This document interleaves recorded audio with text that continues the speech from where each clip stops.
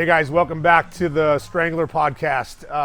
Last week we went over, kind of touched base on the fights that were coming up this weekend, or last weekend, and tonight I'm going to break down the fights themselves. Our tale of the tape for this, our main event of the evening.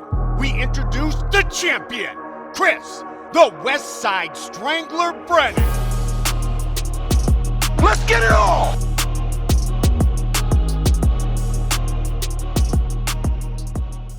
All right, guys, so the first fight we're going to talk about is Edson Barboza and Bryce Mitchell, Thug Nasty. Being friends with Bryce and Bryce being a training partner of Lucas's, I had a lot of insight on the fight going in, things I couldn't say. I knew he was going to come out and fight southpaw.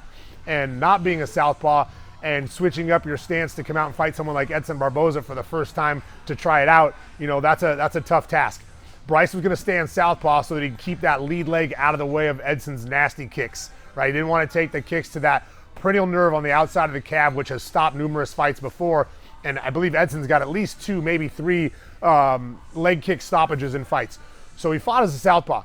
Fighting as a southpaw, he was able to lead with his left hand. So you're fighting a southpaw and orthodox. The guy who throws the lead hand, as long as he steps outside of the front leg, you're going to land that strike. You're going to land your cross easier than they'll land their jab. And he did. He stepped outside, threw his left hand, and put Edson Barboza on his butt with the first hard strike thrown in the fight. That was pretty, I lost my mind, I'm not going to lie. I jumped off the couch when that happened and was like, you know, and then Barboza right back to his feet, but Bryce was on him at that point, and from that point on, he was able to get the takedown, the first takedown. I had said before the fight, Bryce could win a decision, or he could win by submission, or Barboza by brutality, right? And the only way he would win by decision, he's got to take him down at least 3 times, and Bryce got 4 takedowns. It took him 4 shots to get 4 takedowns, and just to put that into perspective for you, it took Khabib 13 tries to get 4 takedowns when he fought Edson, and again, Bryce was 4 for 4. That's a big accomplishment. So watching that fight, Bryce had control the entire time. He was so confident on the feet because of his ground skills, and Barboza. So if you take a good striker against a good grappler, it's going to be harder for the striker to knock out the grappler if the grappler's more, if he wants to get you to the ground more than you want to stay on your feet. And that's what happens. It's hard to plant your feet and throw to knock someone out and avoid the takedown at the same time, and Bryce knows that. So Bryce was able to close that distance perfectly every single time. Every shot he took was deep, and his head was up, and he had good posture on his double legs, and was able to take him down every time. What could have got him in trouble, which some people get in trouble, is passing the guard, getting to side control, and trying to strike from there, because that gives Edson the chance to get an underhook and back to his feet, right? Bryce, that's why he was hanging out in closed guard. Much harder to get up from closed guard, and especially if they close their legs. Edson was playing a closed guard, which is probably a bad thing to do when you're trying to get up. Bryce is able to get comfortable, throw strikes. You know, Edson had that one triangle attempt. Bryce just kind of stood up, shook him off, got right back to ground and pound. So that being said, man, what an accomplishment for Bryce. He's probably limping today, but Barboza was, you know, he looked the worse for the wear when the fight was over. So congrats to Bryce, and we'll see what's next for him. Being in the top 10, you know, every fight after Edson is a guy like Edson. So, you know, that's a big step up. So congrats again to him, and moving on.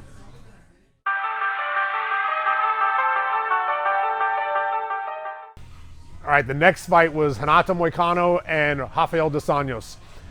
This went the way I thought it was going to go. I thought Dos Anjos might be able to stop him early in the second round. That guy came prepared. You know, taking a fight on such short notice, his conditioning, Dos Anjos tried to put it on him early and tried to get him out of there, and he just kept coming and kept coming.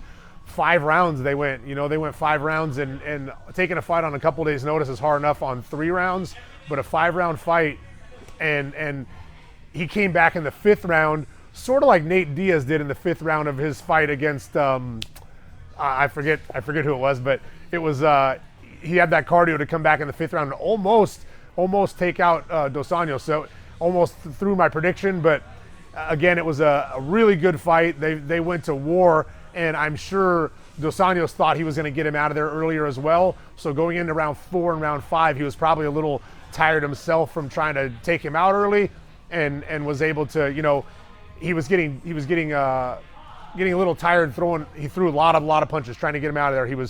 Had him against the cage for a little bit, then he would get turned around, the guy was he was prepared to fight that fight, you know, coming out of American Top Team like he does. You can only assume that he would be prepared. But his coaches were coming back to him in the rounds, in between rounds, in the corners, talking to him like it didn't even matter that he was tired. This is what you need to do. They never said, how you feeling? Are you tired? It was, this is what you need to do. This is what you need to do. Stop doing this and keep doing this.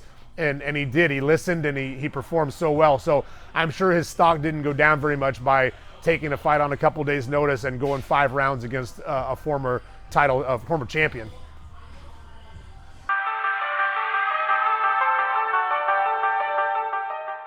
Okay, now on to the Colby Covington and Jorge Masvidal. That fight was, you know, there was a lot of emotion going into it as it built up, and I'm not a Colby fan at all. Like I said, I knew that he most likely was going to win the fight. I hope that Masvidal would win and by knockout. Training at the same gym as each other, they kind of knew each other. I don't like the trash talk of Colby. You know, I liked Conor, thought he was funny when he used to do it until he started talking about Khabib's family. Then that kind of went south for me. I wasn't a fan anymore of that talk. It was kind of funny when he would badmouth the fighter back and forth and who's this guy and whatnot. But when he starts talking about the family, it kind of lost me there. And the same goes with Covington. Covington finishes the fight and then starts talking about Poirier's wife and kid. You know, so that kind of trash talk has no real business being in the sport. But back to the fight.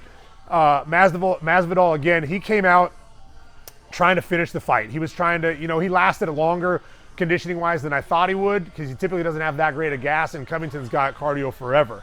And he proved it again. Here we are in the 5th round.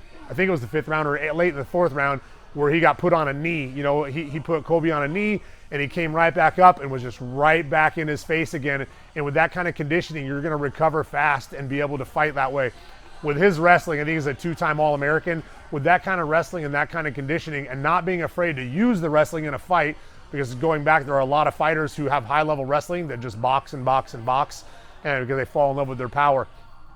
I was impressed with Colby's fighting style, with the amount of volume he put out punch-wise, and then, you know, getting dropped and be able to come right back and put the pressure on him again. And I think, you know, Jorge made a mistake by not pressuring him right when he hurt him. He should have been on him, but I think he was a little too tired to even put it on him at that point.